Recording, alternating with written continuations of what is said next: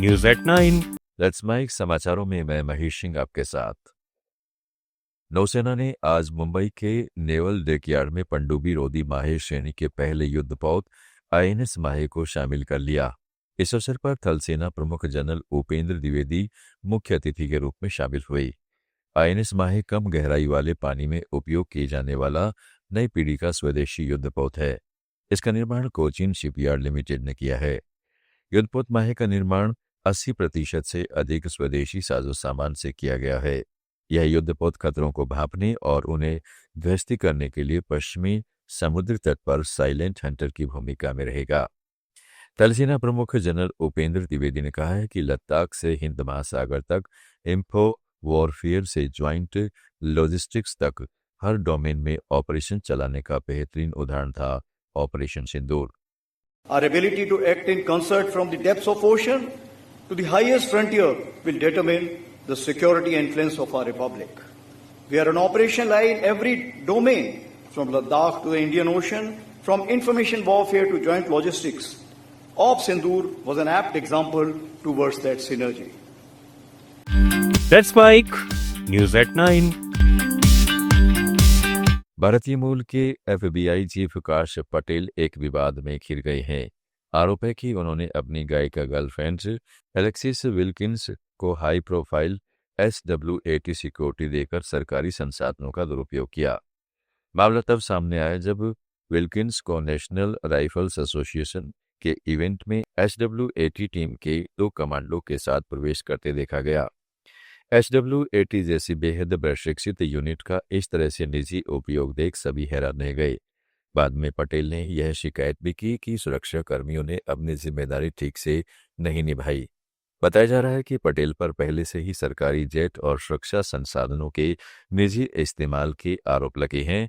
यहाँ तक कि वे दोस्तों के साथ स्कॉटलैंड गोल्फ देखने भी सरकारी जेट में गए थे। ट्रंप समर्थक कई ऑनलाइन हस्तियों और पूर्व एफबीआई अधिकारियों ने भी इस घटना को अजीब और अनुचित बताते हुए सवाल उठाए हैं। अफगानिस्तान ने भारतीय कंपनियों को बड़ा निवेश अवसर देने का ऐलान किया है। उद्योग एवं वाणिज्य मंत्री अलहाज नूरुद्दीन अजीजी ने कहा है कि गोल्ड माइनिंग सहित नए क्षेत्रों में निवेश करने वाली कंपनियों को 5 साल की टैक्स छूट मिलेगी। एसोचैम के कार्यक्रम में अजीजी ने बताया कि अगर भारतीय कंपनियां मशीनरी आयात करती हैं तो अफगानिस्तान सिर्फ 1% शुल्क लगाएगा। उन्होंने कहा है कि सोने के खनन के लिए तकनीकी विशेषज्ञों की जरूरत है और भारतीय कंपनियां अपने दल भेजकर एक्सप्लोरेशन शुरू कर सकती हैं। शर्त यह होगी कि खनन का प्रसंस्करण अफगानिस्तान में ही किया जाए ताकि स्थानीय रोजगार बढ़े। अजीजी ने यह भी कहा है कि पाकिस्तान के साथ तनाव से व्यापार प्रभावित हो रहा है, इसलिए भारत से वीजा, एयर कॉरिडोर और बैंकिंग जैसी छोटी बाधाओं को दूर करने का आग्रह किया गया है। अफगान मंत्री इन मुद्दों पर बातचीत के लिए 6 दिन की भारत यात्रा पर हैं। पाकिस्तान के रक्षा मंत्री राजनाथ सिंह ने सिंध संबंधी बयान पर कड़ी आपत्ति जताई है। पाकिस्तान ने इसे गलत, भड़काऊ और खतरनाक बताते हुए कहा कि ऐसे बयान अंतर्राष्ट्रीय कानून और तय सीमाओं के खिलाफ हैं।